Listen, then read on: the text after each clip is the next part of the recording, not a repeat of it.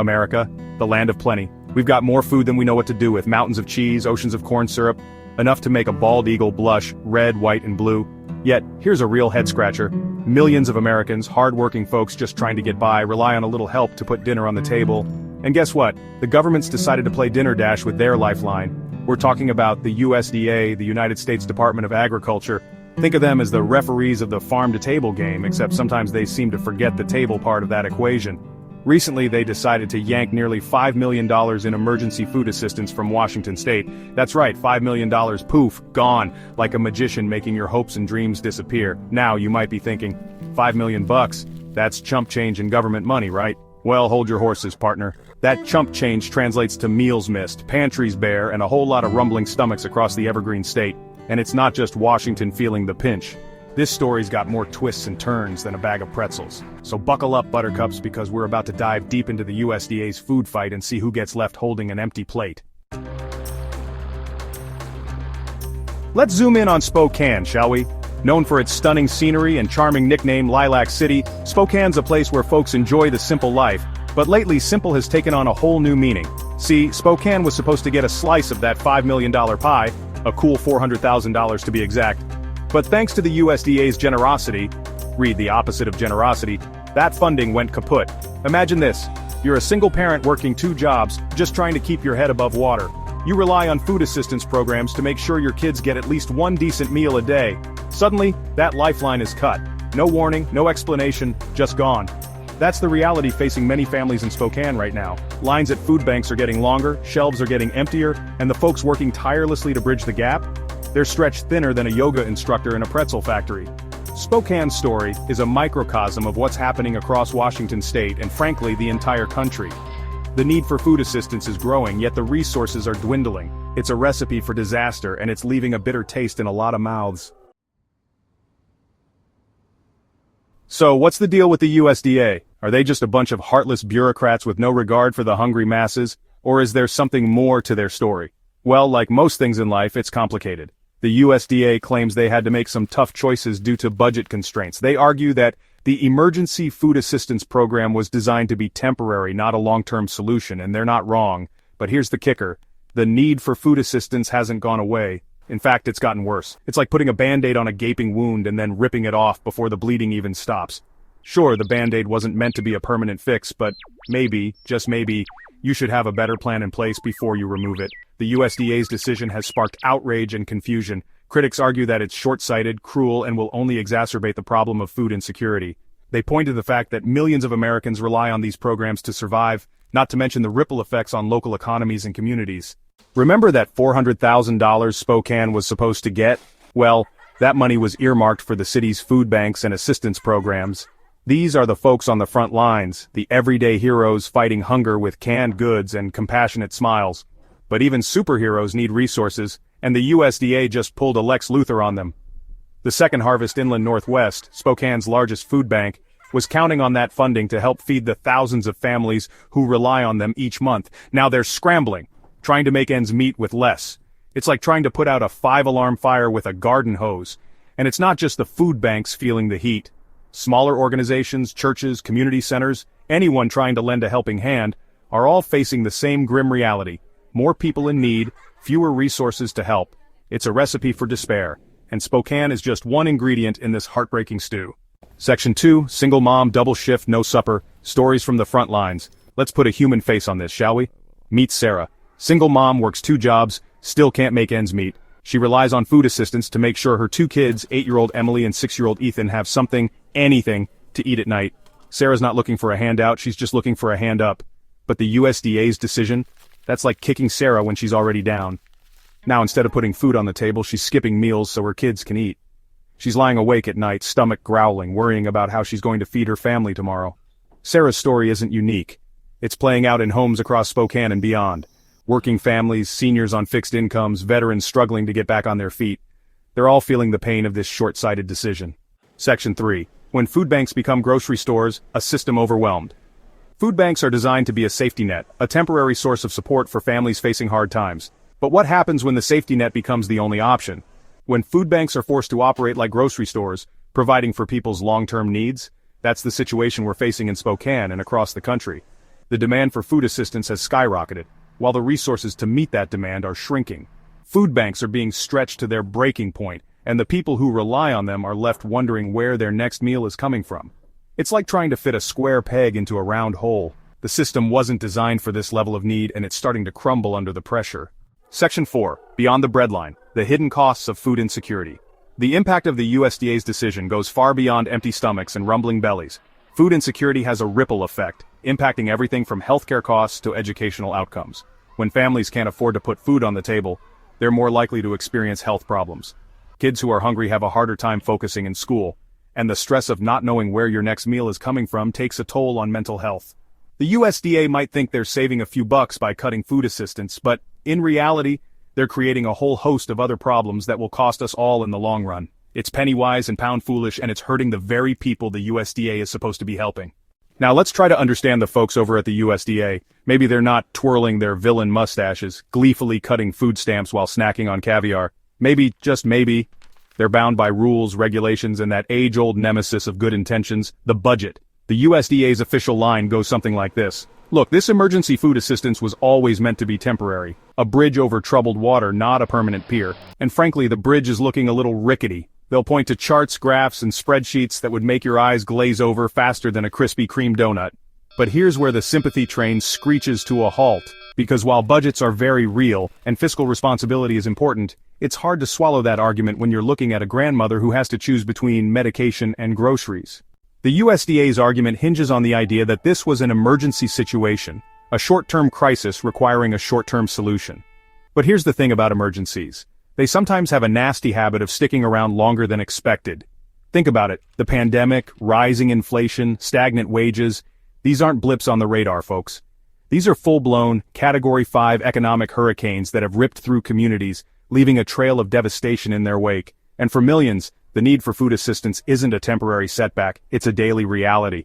So, saying that the emergency is over is like telling someone treading water in the middle of the ocean to just swim harder. It's out of touch, insensitive, and frankly just plain dumb. Here's another bitter pill to swallow. While the USDA is cutting food assistance, other government spending seems to be alive and well. We're talking billions upon billions going towards things that, well, let's just say they don't involve putting food on the table for struggling families. Now, I'm no accountant, but it seems to me that if you're going to cut funding for something as essential as food, maybe, just maybe, you should take a hard look at where else you're throwing money around. It's like patching a small hole in the roof while the foundation is crumbling. This isn't just about money, it's about priorities. And right now, it seems like the USDA's priorities are about as straight as a barrel of pretzels. Section 4. Beyond the Beltway. Voices from the fields and food lines. So the USDA has their reasons, or at least their excuses. But what about the people on the ground? The farmers, the food bank workers, the folks who see the reality of food insecurity every single day? Well, they're singing a different tune. They'll tell you that the need for food assistance is greater than ever. They'll tell you that the USDA's cuts are short-sighted and cruel. And they'll tell you that something needs to change, and fast. These are the voices that need to be heard, the voices that should be shaping policy, not the bean counters and bureaucrats in their ivory towers. Because when it comes to food security, the folks on the front lines are the real experts. Section 1. Beyond ramen, the real value of a helping hand. Alright, let's get one thing straight. Emergency food assistance isn't about gourmet meals or five-star dining. It's not about lobster bisque or filet mignon. It's about ensuring that every American, regardless of their circumstances, has access to the most basic human necessity food. We're talking about putting a roof over rumbling stomachs, about making sure kids don't go to bed hungry. Now, some folks might scoff at this, puffing out their chests and declaring, back in my day we pulled ourselves up by our bootstraps. We didn't need no government handouts. Well, here's the thing about bootstraps. They're a lot easier to pull yourself up with when you're not already weak from hunger. Food assistance programs aren't about handouts. They're about hand-ups. They're about providing a temporary safety net for families facing tough times, a bridge to get them back on their feet. They're about recognizing that sometimes even the hardest working people need a little help. Section 2. Kids plus empty stomachs, =, a failing equation for everyone. Let's talk about kids for a second, because when it comes to food insecurity, they're the ones who suffer the most. Imagine being a child, too young to understand the complexities of economics or government budgets, but old enough to know what it feels like to be hungry. To go to school with an empty stomach, unable to focus, unable to learn. Studies have shown repeatedly that children who experience hunger are more likely to face a whole host of challenges. They're more likely to have developmental delays, behavioral problems, and lower academic achievement.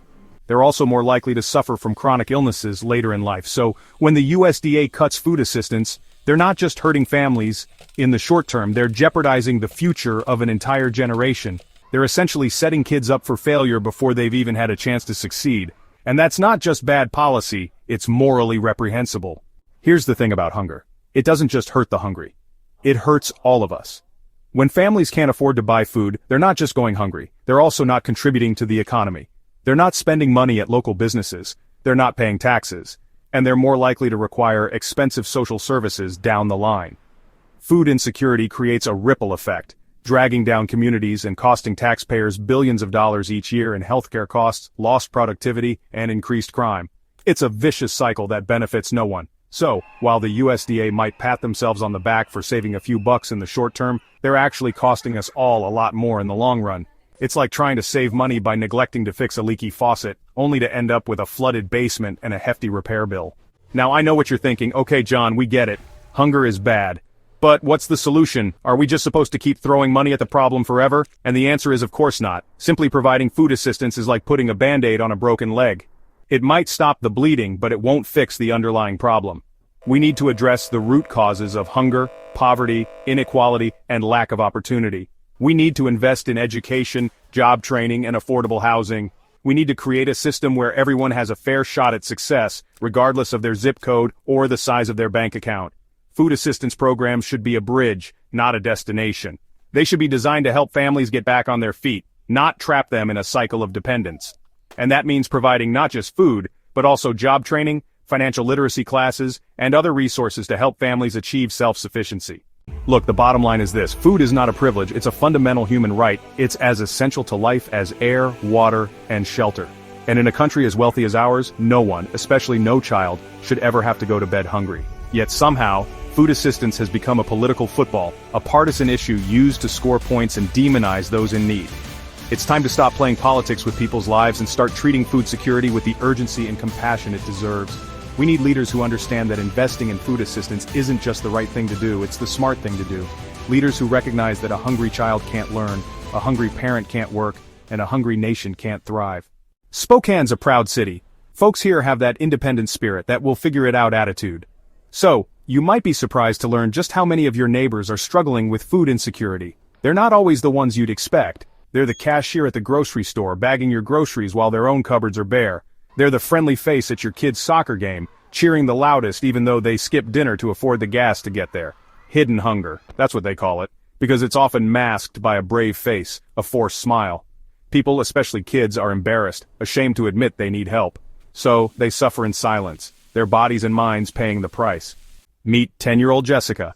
Bright smile, loves to draw, dreams of being a veterinarian. She also relies on the free and reduced price lunch program at school to get a decent meal. For many kids like Jessica, school lunch isn't just about nutrition. It's about having enough energy to focus, to learn, to just be a kid. But with the USDA's cuts, those school meals are in jeopardy. Programs are being scaled back, portions are shrinking, and the quality of food is, well, let's just say it's not winning any culinary awards. For some kids, it's the difference between having something in their stomach and going hungry. Imagine being a parent, having to explain to your child why they can't have a full lunch, why their friends get to enjoy tastier, more nutritious meals. It's heartbreaking, and it's happening right here in Spokane. The myth of the lazy welfare queen needs to die a quick and painful death. Because the truth is, most people who rely on food assistance are working families, people who are doing everything right but still can't make ends meet.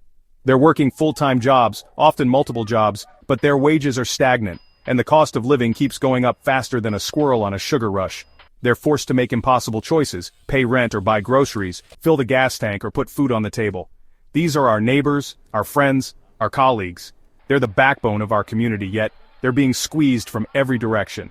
And the USDA's cuts are just another punch in the gut. Our seniors, they built this country. They worked hard, paid their taxes, and now, in their golden years, they deserve to live with dignity and respect. But for a growing number of seniors in Spokane, hunger is a daily reality.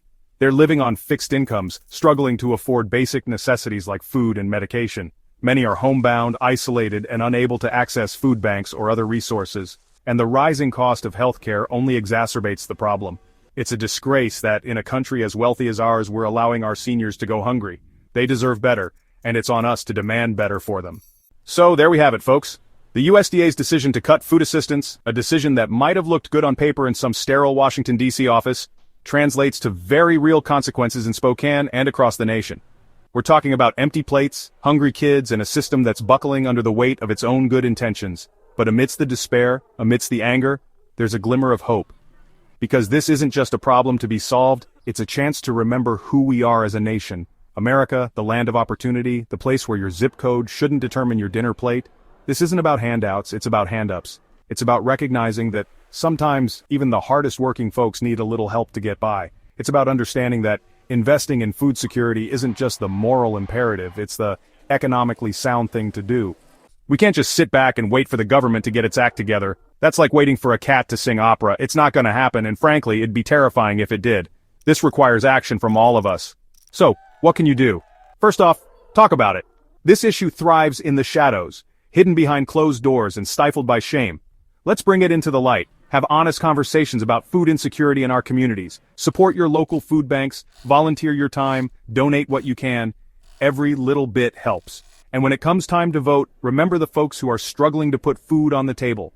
Hold our elected officials accountable. Demand better policies, smarter solutions, and a government that prioritizes the well-being of its people over partisan bickering. Because here's the truth, folks. A nation that allows its people to go hungry is a nation that's already lost its way. Let's choose a different path, one paved with compassion, common sense, and maybe just a little bit of that good old-fashioned American ingenuity.